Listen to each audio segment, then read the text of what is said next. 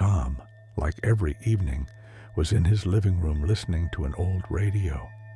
Life on the farm followed a regular rhythm, and that evening he was expecting a night as quiet as any other.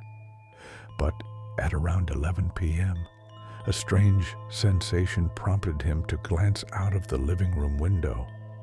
It seemed to him that a faint glow was shining across the cornfield, far out towards the edge of the forest.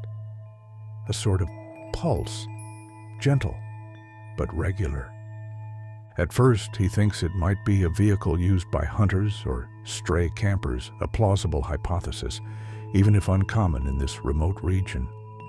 Moving closer to the window to get a better look, Tom notices that the glow is moving, as if gently floating across the tight rows of corn. After a few minutes of observation, the radio signal blurs, creating a sudden, loud crackle that makes Tom flinch.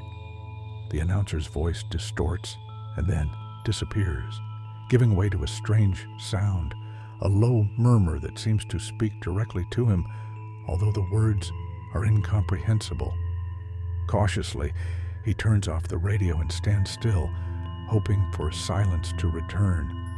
But the murmuring continues, louder and louder, as if now coming from outside.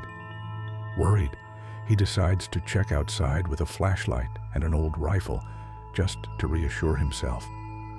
Stepping out onto the porch, the air seems unusually heavy, almost oppressive. Tom points his flashlight at the field, and to his surprise, the cornstalks seem to undulate in perfect circles, as if an invisible wind is brushing against them in regular waves. Yet, there's not a breath of air around him. Advancing cautiously in the darkness, he feels a strange pressure in the air, something indefinable that makes him nervous. Halfway across the field, he hears a thud above him. Looking up, Tom sees several points of light in the sky, arranged in a perfect circle, seeming to move silently, in sync with the movement of the corn. The dots intensify, casting a cold, metallic glow over the field, briefly illuminating the rows of corn as if in broad daylight. Suddenly, all is strangely quiet. The radio crackles again, even though he's more than 100 meters from the house. But this time, the noise turns into a simple, dull, repetitive hum that invades his ears. As if by instinct, he turns his head and sees a silhouette between the stems, thin, barely visible, but definitely there, motionless. The shadow seems to be watching Tom without moving, its blurred contours blending with the strange light of the dots in the sky.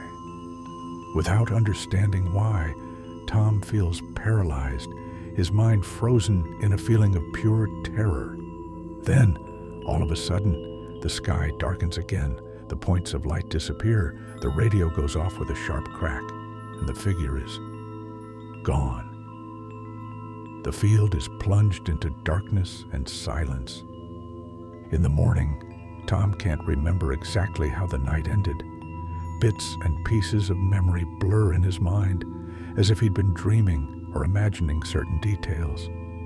Yet, as he walks out into the field, he sees perfectly formed circles in the middle of the corn plants, right where he'd seen the lights. No sign of intruders, no human traces. Only these geometric shapes, drawn with inhuman precision, spoke of that night again. But sometimes, listening to the radio late at night, he seems to hear, between the crackles, this low, incomprehensible murmur, like a persistent echo of a night he'd rather forget.